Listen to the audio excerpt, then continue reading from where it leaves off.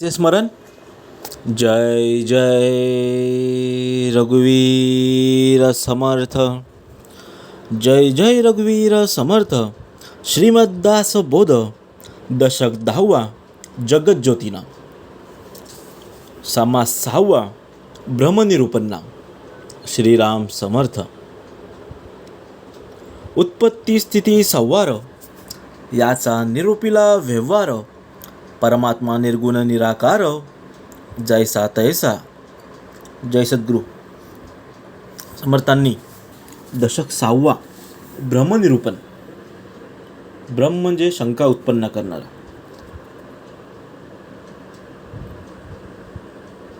ज्याच्या मनामध्ये भ्रम आहे त्याचे उदाहरणं समर्थांनी दिलेले आहेत. तो भ्रम कसं ओळखायचा आहे तर आपल्याला आता समर्थांनी इथे सांगितलेलं आहे. उत्पत्ती स्थिती संवार याचा निरूपिला व्यवहार. परमात्मा निर्गुण निराकार जैसा तैसा. यापूर्वी आपण मागच्या समासात उत्पत्ती स्थिती आणि संवार यासंबंधी श्रवण केले होते, निरूपण केले होते. आणि ह्या सर्व घटना घडत असताना निर्गुण निराकार आणि परमात्मा जसंचा तसाच राहतो. तो काही चेंज कधी होत नाही. होते वर्तते आणि जाते याचा संबंध नाही तेथे. आद्य मध्य अवसान ते संचलेची आहे. जे होते वर्तते आणि जाते याचा संबंध नाही येते. समर्थ काय बोलतात? विश्व उत्पन्न होते ते दीर्घकाळ पण आहे आणि त्यांची कल्पना ती प्रलय झाल्यावर नाहीशी होते. पण निर्गुण निराकार परमात्म्याशी त्याचा काहीही संबंध नसतो. तो विश्वाच्या आधी मध्ये आणि अंती सर्वत्र जसाच तसाच गंधट कोंदटलेला आहे. परब्रह्म असताची असे मध्येची हा भ्रम भासे. भासे परंतु अवघनासे काळांतरी. समर्थ सांगतात परब्रह्म नाशिवंत आहे, शाश्वत आहे. तो कधीच नाश पावत नाही. तो असंच असे सर्व काळ. आणि जो मध्ये राहतो तो भ्रम आहे. तो विश्वाचा भ्रम आहे. पण तो काही काळ भासतो आपल्याला तर काही काळाने नाशही पावतो. तर आपल्याला खरं गोष्ट वाटते आणि ती विसरून जातो आपण. उत्पत्ती स्थिती संवार मध्येही अखंड होत जातं. पुढे शेवटी कल्पांत सकाळांचं आहे. म्हणजे विश्वाची उत्पत्ती स्थिती संवार हे परब्रह्माच्या ठिकाणी सतत होत जात आणि हे निरंतर दिसून येते. पण कल्पांती पंचमहाभूते आणि त्रिगुण यांसह सर्वाचा नाश ठरलेलाच आहे. पंचमहाभूते मागच्या संवादात आपण श्रवण केलं आहे. पृथ्वी आप तेज वायू आकाश आणि त्रिगुण सत्व रजत तम या सर्वांचा नाश ठरलेला आहे. यामध्ये जास्त विवेक आहे तो आधीच जाणत आहे. सारासार विचार पाहे म्हणून या. समोर सांगतात जास्त विवेक आहे म्हणजे जो विवेकी आहे तो सारासार विचार करत असल्याने त्याला ते सर्व गोष्टी आधीच जाणत असतो. तो तर आधीच माहिती असतात कारण तो श्रवणात आहे, विवेकात आहे. बहुत भ्रमिष्ट मिळाले त्यात उमजल्याचे काय चाले. सृष्टीमध्ये उमजले ऐसे थोडे. बहुत भ्रमिष्ट मिळाले त्यात उमजल्याचे काही चाले. समोर सांगतात अनेक भ्रमिष्ठ लोक एकत्र जमले की तिथे एखादा शहाणा आला आणि काय सांगू लागला तर ते कोणाचं ऐकून घेत नाही. पण सृष्टीमध्ये भ्रमिष्ठ लोकच जास्त आहेत. समर्थ सांगतात आणि जाणते लोक, शौनातली लोक, विवेकातली लोक फार थोडी आहेत. म्हणून समर्थ आपल्याला बाजूला काढतायत, नेणिवेमधून जाणिवेमध्ये आणतायत.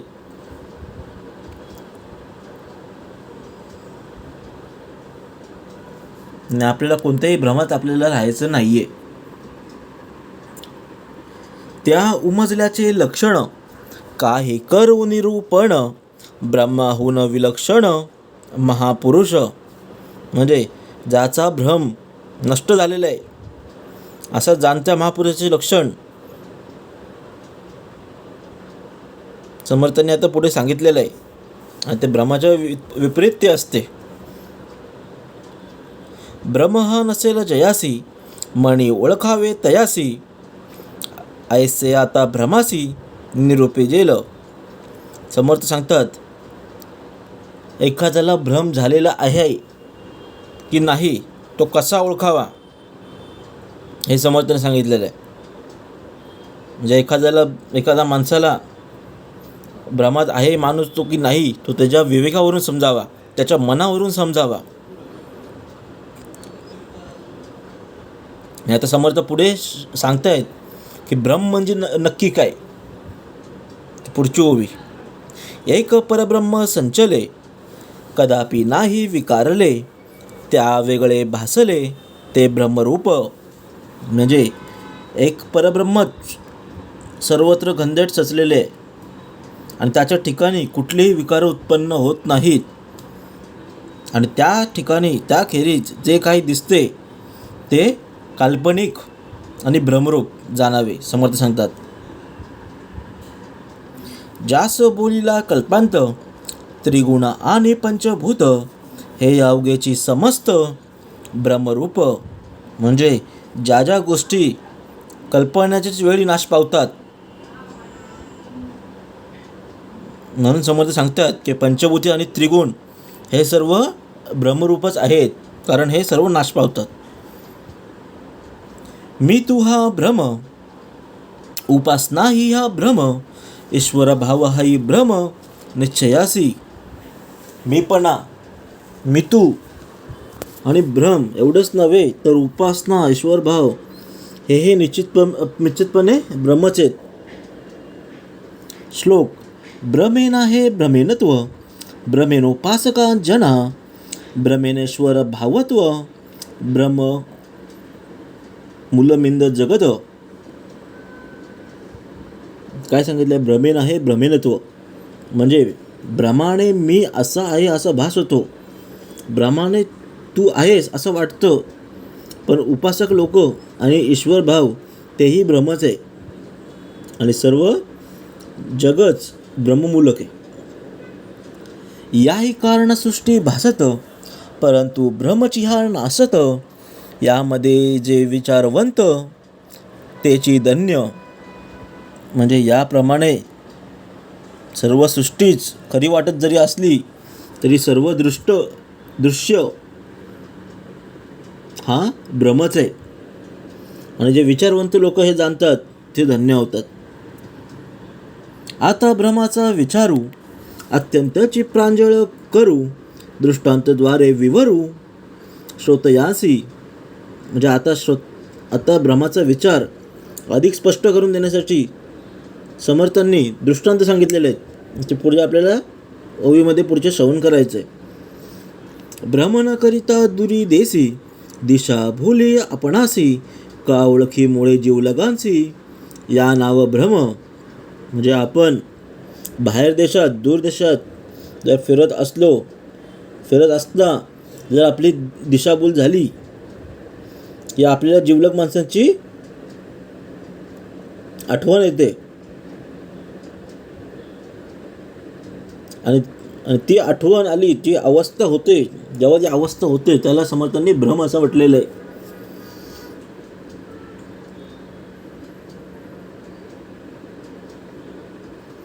का उन्मत्त द्रव्य सेविले, तेने अनेके भासो लागले, नाना व्यर्थ का झडपिले, भूतो तो भ्रम. म्हणजे मादक द्रव्य सेवन केल्याने जे अनेक भासू लागतात किंवा अनेक रोगांनी आपल्याला गासलेले आहे असं जेव्हा वाटतं तो सर्व भ्रमच आहे. किंवा भूताने आपल्याला पछाडलंय, झडपलंय असं हे वाटणं हे सुद्धा भ्रमच आहे. समर्थ सांगतात दशावतारी वाटती नारी, का ते मांडली बाजी घरी, उगेच संदेह अंतरी, या नाव भ्रम. म्हणजे समर्थांनी दृष्टांत दिलेलं आहे. जी दशावतारी नाटकं असतात त्यामध्ये जे नारी वाटणारे असतात, जे स्त्रियांचं पात्र साकारलेलं असतात, ते सुद्धा आपल्या स्त्रिया वाटणं, ते खरं स्त्री आहेत की नाही हे सुद्धा आपल्याला भ्रम वाटतं. किंवा इंद्रजाळ अथवा जादूचे खेळ करणारे खरे वाटतात, पण तसेच मनात काही कारण नसता संशय उत्पन्न आपलं होतं, त्याला समर्थांनी भ्रम म्हटलेलं आहे.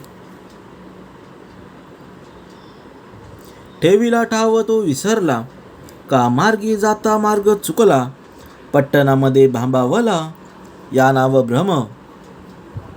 म्हणजे जी वस्तू आपण जिथे ठेवली आहे ती आपण जागा विसरले, किंवा वाटेत जाताना रस्ता चुकणे, किंवा नवीन शहरात गेल्यावर गोंधळून जाणे, ते म्हणजे समर्थांनी भ्रम सांगितलेला आहे.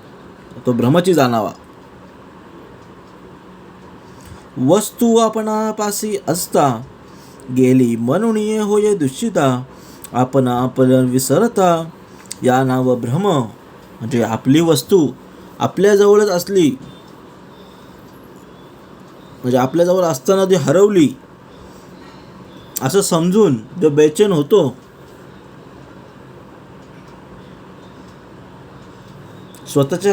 स्वतःकडे असून तो सैरावैरा इकडे तिकडे बघत असतो, त्याला भ्रम असं म्हटलेलं आहे. त्याला आपला स्वतःचा विसर पडलेला असतो. काही पदार्थ विसरून गेला, का जे शिकला ते विसरला, स्वप्न दुःखे घाबिरा झाला, या नाव भ्रम. म्हणजे आपण कुठे फिरायला समजा गेलो, तिथे वस्तू विसरलो, किंवा आपण शाळेत शिकलेलो आहे, किंवा आपण कामाच्या ठिकाणी शिकलेला अभ्यास जो आपण विसरतो, ते विसर पडणे, किंवा स्वप्नातील दुःखाने जीव घाबराघाबरा होणे, हे समर्थांनी भ्रमच सांगितलेलं आहे. दुष्टीने अथवा अपशकुन, म्हणून वर्तून भंगे मन, वचके पदार्थ देखून, या नाव भ्रम. म्हणजे दुष्टीने, अपशकुन किंवा खोटी अफवा यामुळे मन अस्वस्थ होते. पण एखादा अनोळखी पदार्थ पाहून एकदम दचकणे, हे सुद्धा भ्रमच आहे. वृक्ष काष्ठ देखिले, मनात वाटे भूत झाले, काहीच नसता हडबडिले, या नाव भ्रम. म्हणजे एखादे झाड किंवा लाकूड अंधुक प्रकाशात नीट दिसलं नाही की मनात आपल्याला असं वाटतं की ते भूत आहे, आणि ते आपण बघून एकदम हडबडून जातो. तो तसा असेल तर तो भ्रमाची जाणावा. काच देखून उदकात पडे, कासबा देखून दर्पणी पवाडे, द्वार चुकून भलती कडे, जाणे या नाव भ्रम. म्हणजे काच देखून उदकात पडे, म्हणजे काच समजून पाण्यात पडणे, किंवा आरशात प्रतिबिंब झालेली सभा खरी वाटणे, आणि एकीकडे दार असता ते कळ्याने भरतीकडेच दार आहे असं समजून जाणे, हे सर्व भ्रमच आहेत. जसं आपण हे तिन्ही भ्रम दुर्योधनाला मैसभेत त्याला अनुभवास मिळाले होते. हे आपण महाभारतात पाहिलं आहे. जसं तो उतरत होता घरातून, त्याला वाटलं ते नक्षी आहे, जमीन आहे, पण त्याने पाय टाकताच तो पाण्यात पडला. हा तुझा भ्रम होता. एक असता एक वाटे, एक सांगता एक निवटे, एक दिसता एक उठे, या नाव भ्रम. म्हणजे एक असता दुसरे काहीच वाटणे, किंवा एक सांगितले असं दुसरेच समजणे, किंवा एक दिसत जे आपल्याला आहे ते आपल्याला भलतंच वाटणे, हे सर्व भ्रम सांगितलेलं आहे. आता जे जे दे जेते, ते ते पुढे पावी जेते, मेले माणूस भोजना येते, या नाव भ्रम. म्हणजे आता आपण जे जे काही दान देऊ ते आपल्याला पुढे मिळेलच असं वाटणे, हे सुद्धा भ्रमच आहे. किंवा मेलेला माणूस भोजनाला येईल, जेवायला येईल असं सुद्धा वाटणे, याला सुद्धा समर्थांनी भ्रम म्हटलेलं आहे.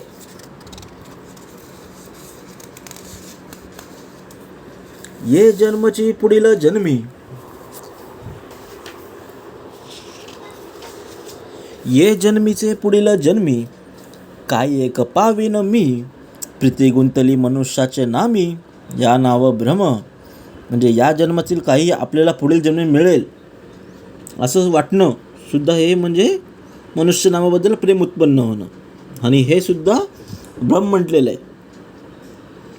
मेले मनुष्य स्वप्न आले, तेने काही मागितले, मनी अखंड बैसले, या नाव भ्रम. म्हणजे एकदा मनुष्य मेल्यावर जो माणूस, मेलेला माणूस जर स्वप्नात येत असेल आणि जर स्वप्नात त्यांनी काही मागितलं असेल आणि समजा मागितलं काय असेल तर ते मनात स्मरून, त्याचे स्मरण होणं, त्याची नुसती आठवण येणे, हे सुद्धा भ्रम आहे सांगितलेलं आहे. अवघे मिथ्या म्हणून बोले, आणि सामर्थ्यावरी मन चाले, ज्ञाते वैभव दपटले, या नाव भ्रम. म्हणजे ज्ञाताचा आव आणून अवघे मिथ्या म्हणून म्हणायचे आणि सिद्धींची इच्छा करायची किंवा वैभवावर आसक्त व्हायचे, हे सुद्धा भ्रम सांगितलेलं आहे. कर्मठ मने ज्ञान विटे, का ज्ञाने वने बळ बसटे, कोणे कसीमा फिटे, या नाव भ्रम. म्हणजे कर्मठपणामुळे ज्ञानाचा कडत्व वाटणे किंवा ज्ञानाचा अभिमान धरून त्याच्या बळावर भ्रष्टाचार करणे, हे सर्व भ्रमच आहे. आणि हे सर्व जे हे आपण जे आता ऐकलं आहे त्याच्यामुळे कुठलेही आपण मर्यादाबाहेर गेलो तर ते भ्रमची जाणावा. देहाभिमान, कर्माभिमान, जात्याभिमान, कुळाभिमान, दानाभिमान, मोक्षाभिमान, या नाव भ्रम. देहाभिमान, कर्माभिमान, जात्याभिमान, कुळाभिमान, दानाभिमान आणि मोक्षाभिमान हे सर्वही भ्रमच आहेत. कैसा नाय तो न कळे, केला अन्याय तो नाडळे, उगाची अभिमान खवळे, या नाव भ्रम. म्हणजे न्याय म्हणजे काय हे न कळणे किंवा एखाद्यावर आपण अन्याय केला तर तो लक्षात न येणे किंवा उगीच अभिमानाने दुसऱ्याला खवळून म्हटले, याला खवळून उठणे, याला समर्थांनी भ्रम असं म्हटलेलं आहे. मागील काही आठवेना, पुढील विचार सुचेना, अखंड आरूढ अनुमाना, या नाव भ्रम. म्हणजे मागील काही न आठवणे आणि पुढे काय करावे हे न कळणे आणि अखंड नाना कल्पना करीत राहणे. आपल्याला समजत नाही काय कराय काय नाही आणि आपण नुसतं विचार करत राहतो, मी असं करेन तसं करेन, हे समर्थांनी भ्रम सांगितलेलं आहे.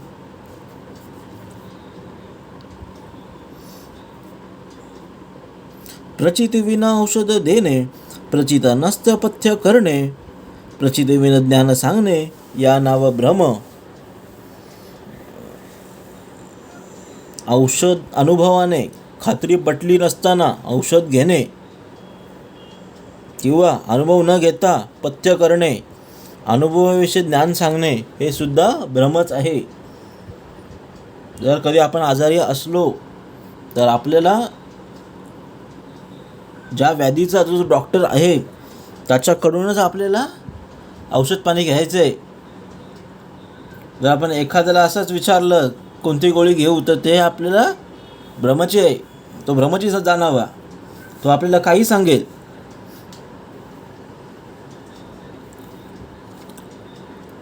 फलश्रुती विन प्रयोग, ज्ञाने विन नसता योग, उगीच शरीर भोगीचे भोग, या नाव भ्रम. म्हणजे ज्याची फलश्रुती माहीत नाही असे प्रयोग करणे किंवा ज्ञानाविषयी नुसताच योग करणे, उगीचच बाचा मारणे किंवा शरीराने उगीचच भोग भोगणे, हे सर्व सुद्धा भ्रम आहेत. ब्रह्म लिहितो दृष्टी आणि वाचून जाते सटी, अशा प्रकारच्या गोष्टी, या नाव भ्रम. म्हणजे ब्रह्म पारव्यत जे असेल ती लिहून जातो व सटवाई आहे ती वाचून जाते, म्हणून या प्रकारच्या ज्या गोष्टी असतात ते सध्या भ्रमचीच जाणावे. उदंड भ्रम विसरला, अज्ञानजनी पैसावला, अल्पसंख्येत बोलीला, कळावया कारणे. म्हणजे श्रमाचा अफाट विस्तार झाला आहे आणि अज्ञानी लोकांनी तर फारच पसरलेलं आहे यामध्ये.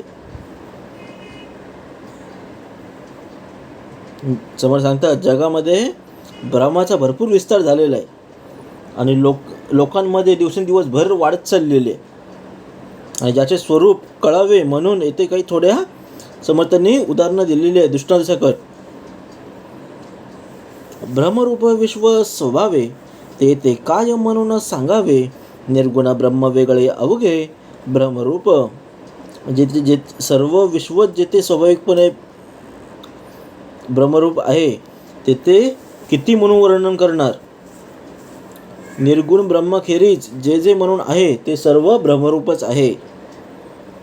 ज्ञात असं नाही संसार, ऐसे बोलिती अपार, गत ज्ञाताचे चमत्कार, या नाव भ्रम. म्हणजे आत्मज्ञानी माणसाला संसार नाही असं सर्वच म्हणत असतात आणि तरी देह ठेवलेल्या ज्ञाताच्या चमत्काराचे वर्णन करतात. हा सुद्धा भ्रम सांगितलेला आहे. येथे आशंका उठिली, ज्ञाताची समिती पुजिली, तेथे काय प्रचिता आली किंवा नाही. हे सर्व ऐकून श्रोत्याला शंका उपस्थित झाली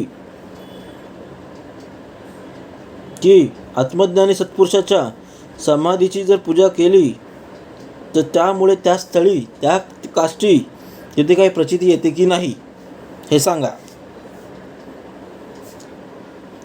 तैसेचे अवतार संपले, त्याचे समर्थ उदंड चाले, तरी ते काय गुंतते वासना धरुणी. म्हणजे त्याप्रमाणे अनेक अवतारी सत्पुरुषांनी देहत्याग केल्यावरही त्यांच्या सामर्थ्याचा उदंड अनुभव येत असतो. मग काय ते वासनेत गुंतलेले तिथेच राहिले आहेत असं समजावे की काय. ऐशी आशंका उद्भवली, समर्थ्य पाहिजे निरसली, इतकुने समाप्त झाली कथा भ्रमाची. याप्रमाणे श्रोत्यांच्या मनात शंका उत्पन्न झाली आणि ती समर्थांनी दूर केली पाहिजे म्हणून येथे भ्रमाची कथा समाप्त झाली आहे आणि आपल्याला फक्त पुढील समासात श्रवण करायचं आहे. ऐसी आशंका उद्भवली, समर्थ्य पाहिजे निरोपिली, इतकुने समाप्त झाली कथा भ्रमाची.